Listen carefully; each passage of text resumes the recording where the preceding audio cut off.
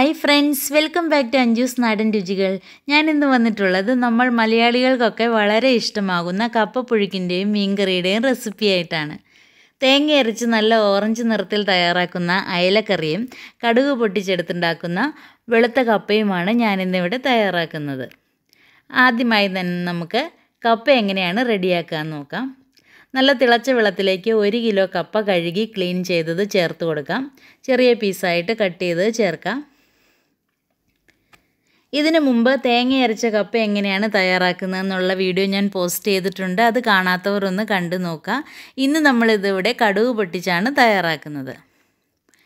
കപ്പയൊന്ന് മൂടി വെച്ച് ഒരു 5 മിനിറ്റോളം വേകുന്നത് വരെ വെയിറ്റ് ചെയ്യാം. തിളച്ച വെള്ളത്തിലിട്ടത് കൊണ്ട് തന്നെ കപ്പ പെട്ടെന്ന് വെന്ത് വരും. ഇപ്പോൾ ഒരു 1/4 ഭാഗത്തോളം വെന്തിട്ടുണ്ട്. ഈ സമയത്ത് ഇതിലേക്ക് കപ്പയ്ക്ക് ആവശ്യമായ ഉപ്പ് ചേർത്ത് കൊടുക്കാം. ഇപ്പോൾ ഒരു 1/2 ടീസ്പൂൺ ഉപ്പ് ഞാൻ ചേർത്തിട്ടുണ്ട്. ഇനി ഇത് കപ്പയുടെ എല്ലാ കഷ്ണങ്ങളിലും പിടിക്കുന്നതിനായി ജസ്റ്റ് ഒന്ന് ഇളക്കിയിട്ടതിന് ശേഷം ഒരു 2 മിനിറ്റ് ഒന്ന് തിളപ്പിച്ചെടുക്കാം.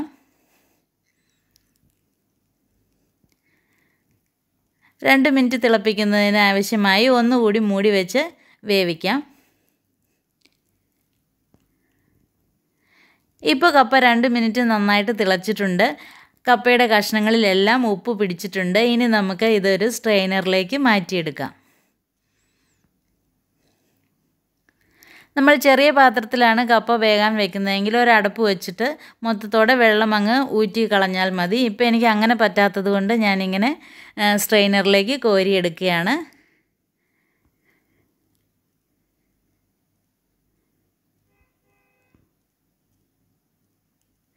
അങ്ങനെ മുഴുവൻ കപ്പയും ഞാനിവിടെ സ്ട്രെയിനറിലേക്ക് കോരിയെടുത്ത് വെള്ളം കളയാനായിട്ട് വെച്ചിട്ടുണ്ട്. ഇനി നമുക്ക് കപ്പയ്ക്ക് ആവശ്യമായിട്ടുള്ള കടുക് താളിച്ച് ചേർക്കുന്നതിൻ്റെ ഇൻഗ്രീഡിയൻസ് എന്തെല്ലാമാണെന്ന് നോക്കാം. ഒരു ചെറിയ കഷ്ണം സവാള എടുക്കാം. ഇത് ഓപ്ഷനിലാണ്, സവാള വേണമെന്നില്ല. പിന്നെ കുറച്ച് ചുവന്നുള്ളി, ഒരു 4-5 വറ്റൽമുളക്, കുറച്ച് കറിവേപ്പില. ആദ്യം തന്നെ ചുവന്നുള്ളിയും വറ്റൽമുളകും ഒന്ന് ചതച്ചെടുക്കാം.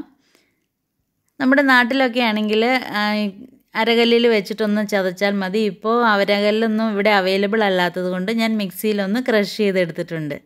ഇനി നമുക്ക് കപ്പയിലേക്ക് കടുക് താളിച്ച് ചേർക്കാം. അതിനാവശ്യമായി ഒരു വലിയ പാത്രത്തിലേക്ക് 2 ടീസ്പൂൺ വെളിച്ചെണ്ണ ചേർത്ത് കൊടുക്കാം. വെളിച്ചെണ്ണയാണ് കപ്പ കടുക് പൊട്ടിക്കുമ്പോൾ കൂടുതൽ ടേസ്റ്റ് തരുന്നത്. ഇപ്പോൾ വെളിച്ചെണ്ണ നന്നായി ചൂടായി വന്നിട്ടുണ്ട്. ഇതിലേക്ക് 1 ടീസ്പൂൺ കടുക് ചേർത്ത് കൊടുക്കാം. കടുക് ചേർത്ത് നന്നായിട്ടൊന്ന് പൊട്ടി വരുമ്പോൾ അതിലേക്ക് ചുവന്നുള്ളി ചതച്ചത് ചേർത്ത് കൊടുക്കാം. ആദ്യം തന്നെ വറ്റൽമുളക് ചതച്ചത് ചേർക്കേണ്ട കാര്യമില്ല. വറ്റൽമുളക് പെട്ടെന്ന് ചേർത്ത് കഴിഞ്ഞാൽ അതങ്ങ് കരിഞ്ഞു പോകും. അതുകൊണ്ട് ചുവന്നുള്ളി ചേർത്തതിന് ശേഷം മാത്രം വറ്റൽമുളക് ചേർത്താൽ മതി. ഇനി കറിവേപ്പില കൂടി ചേർത്ത് ജസ്റ്റ് ഒന്ന് വഴറ്റിയെടുക്കാം. നന്നായിട്ടൊന്നും വഴന്നു വരേണ്ട ആവശ്യമില്ല.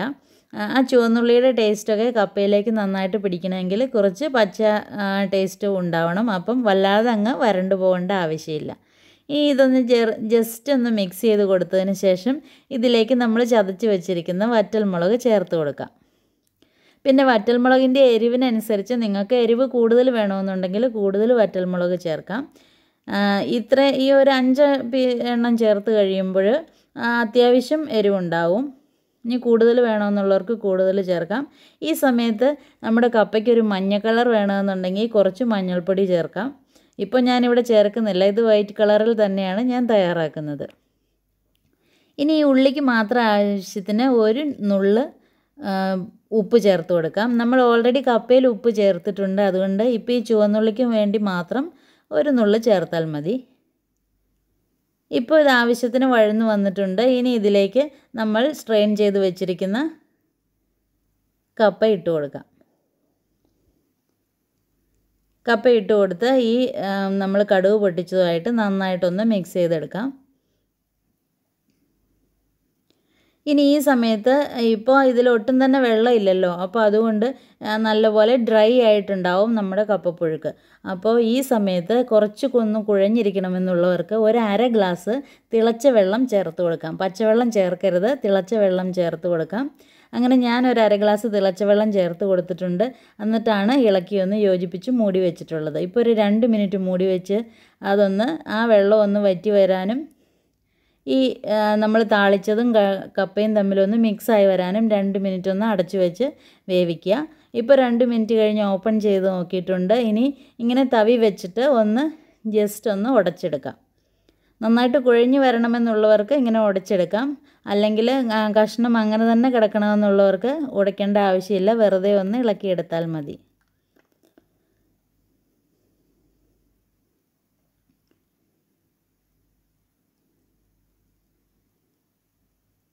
ഇപ്പോൾ ഞാനിവിടെ കപ്പ നന്നായിട്ട് ഇളക്കിയെടുത്തിട്ടുണ്ട്. നമ്മുടെ സൂപ്പർ കപ്പ ഇവിടെ തയ്യാറായിട്ടുണ്ട്. തേങ്ങയൊന്നും ഇല്ലാത്ത സമയത്ത് നമുക്കിങ്ങനെ കുഴച്ച് പുഴുങ്ങിയെടുക്കണമെങ്കിൽ ഈ ഒരു രീതിയിൽ തയ്യാറാക്കിയെടുക്കാം. ഇനി നമുക്ക് ഈ കപ്പയ്ക്ക് കൂട്ടാനായിട്ട് നമ്മുടെ അയലക്കറി തയ്യാറാക്കാം. കറി തയ്യാറാക്കുന്നത് ഞാനിവിടെ ഒരു മൺചട്ടിയിലാണ്. മൺചട്ടിയിലേക്ക് 1 ടീസ്പൂൺ ഇഞ്ചി അരിഞ്ഞത് ചേർത്ത് കൊടുക്കാം. ഈ ഇഞ്ചി ചതച്ച് വേണമെങ്കിലും ചേർക്കാം. ഇനി ഇതിലേക്ക് 4 പച്ചമുളക് നടുകയൊന്ന് കീറിയത് ചേർത്ത് കൊടുക്കാം. പിന്നെ ഇതിലേക്ക് 1 ടീസ്പൂൺ വെളുത്തുള്ളി അരിഞ്ഞത് ചേർത്ത് കൊടുക്കാം. ഈ വെളുത്തുള്ളിയും വേണമെങ്കിൽ ചതച്ച് ചേർക്കാം. ഇനി കറിയുടെ പുളിക്ക് ആവശ്യമായിട്ട് ഞാനിവിടെ കുടംപുളിയാണ് ഉപയോഗിക്കുന്നത്. 3 ചെറിയ കഷ്ണം കുടംപുളി എടുത്തിട്ടുണ്ട്. നിങ്ങൾക്ക് വേണമെങ്കിൽ വാളംപുളി ചേർക്കാം, ഇല്ലെങ്കിൽ മാങ്ങ ചേർക്കാം, തക്കാളി വേണമെങ്കിലും ചേർക്കാം. ഇനി കറിക്ക് ഒരു അരപ്പ് തയ്യാറാക്കാൻ ആവശ്യമായി ഞാനിവിടെ 1.5 പിടി തേങ്ങ എടുത്തിട്ടുണ്ട്. അത് നമുക്ക് മിക്സിയുടെ ജാറിലിട്ട് നല്ല ഫൈൻ പേസ്റ്റായിട്ട് അരച്ചെടുക്കാം.